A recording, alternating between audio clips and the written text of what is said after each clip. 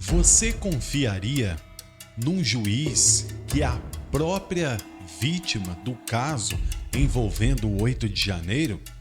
Pois é exatamente isso que está acontecendo no Supremo Tribunal Federal. E hoje você vai entender de uma vez por todas que o magistrado André Mendonça se levantou mais uma vez contra um dos homens mais poderosos e temidos do Brasil, nada mais, nada menos do que o Alexandre de Moraes. No entanto, a Procuradoria-Geral da República, por sua vez, afirma que havia um plano para um suposto golpe de Estado, um plano que, segundo eles, teria como um dos alvos o próprio magistrado Moraes. Sim, você ouviu direitinho. Segundo a denúncia, Moraes seria vítima de um ataque planejado, certo? E mesmo assim, adivinhem quem está julgando os acusados? Ele mesmo.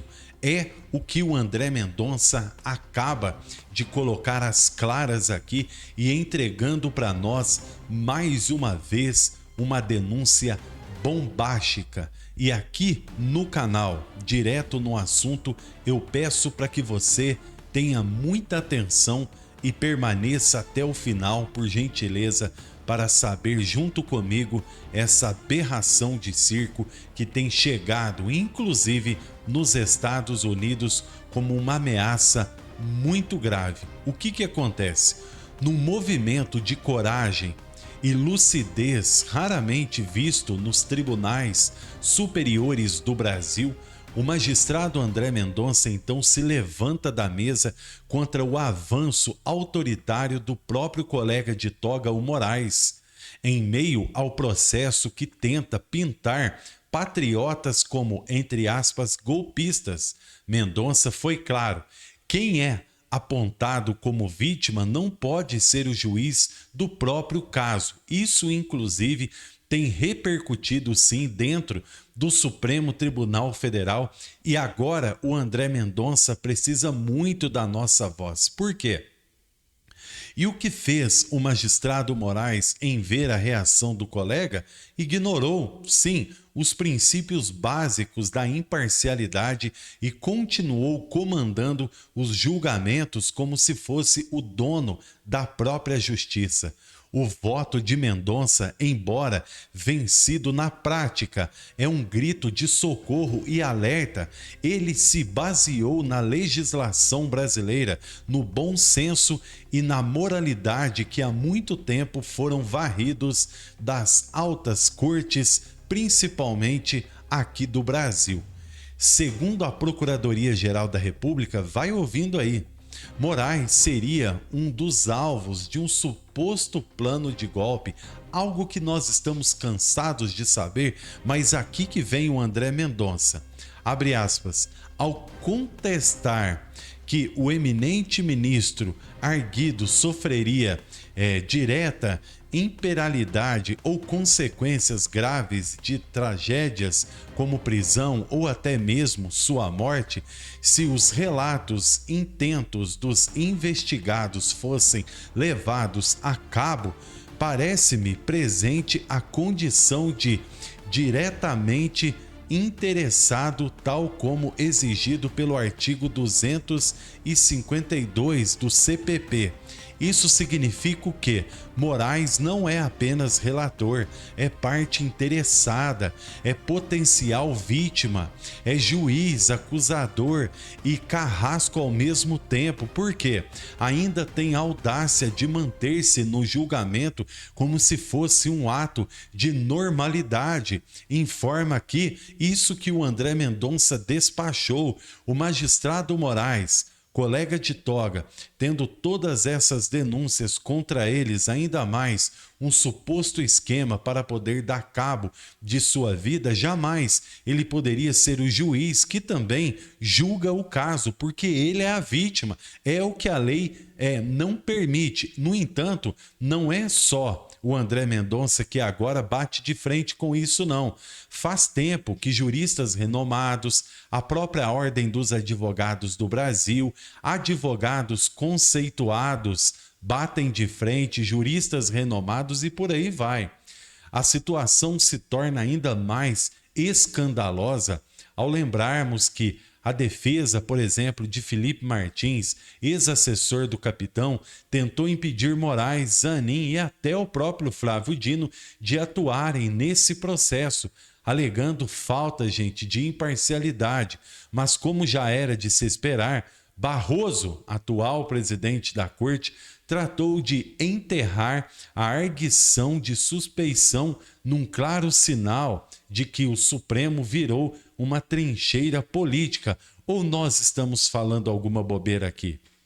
Tudo isso que nós estamos relatando para vocês é coisas documentadas, provadas, não por mim, por jornalistas renomados de todo o Brasil, inclusive pela grande mídia que insiste em colocar o Bolsonaro num plano que nunca existiu.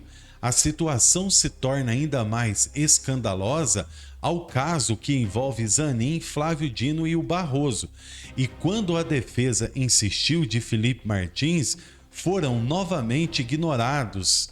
O agravo então regimental, instrumento legítimo de contestação, foi tratado como uma afronta, mas Mendonça, firme ali, fez o que qualquer magistrado com honra faria: defendeu o Estado democrático de direito, a imparcialidade judicial e a Constituição Federal, que hoje, gente, infelizmente, na minha opinião, eu até gostaria de ouvir a sua opinião também, ao meu ver, é jogada na lata do lixo.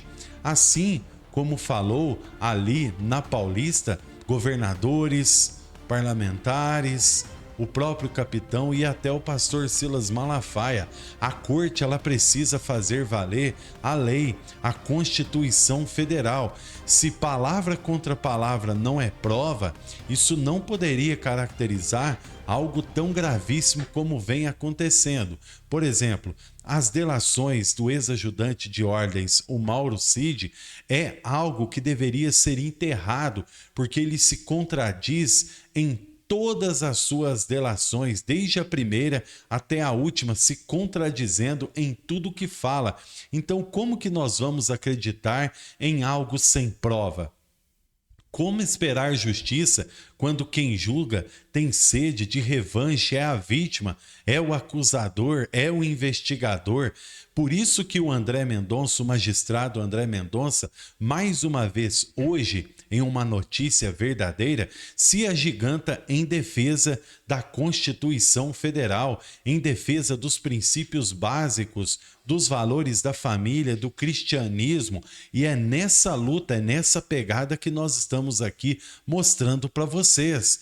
Essa é a pergunta que precisa ecoar em cada lar brasileiro. O STF está cada vez mais distante do papel de guardião da Constituição e cada vez mais próximo de um tribunal inquisitório, aonde o acusador não tem direito nem da imparcialidade. É o que reforçou aqui em seu voto final, inclusive o André Mendonça. Vocês viram aí, eu trouxe aqui ontem, houve até um leve desentendimento ali devido às gravidades daquilo que é discutido dentro do tribunal. Mendonça deu um passo corajoso, mas é preciso mais. É hora de o povo acordar e perceber que não existe justiça quando ela se curva aos interesses de uma casta, sim, que envolve representações da esquerda que quer imperar na realidade o comunismo aqui no Brasil. E isso é injustificável. É isso que o povo brasileiro não pode aceitar. Nós temos que romper a trincheira, sim, rompermos aquilo que a grande mídia vem colocando na mente dos brasileiros, que não pode continuar.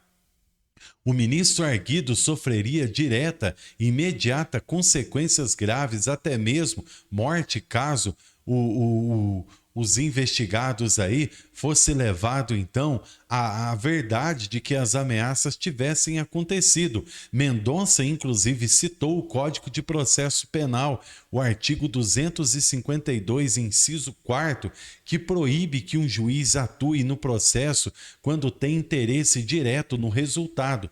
Mas será que alguém no STF se importa com isso?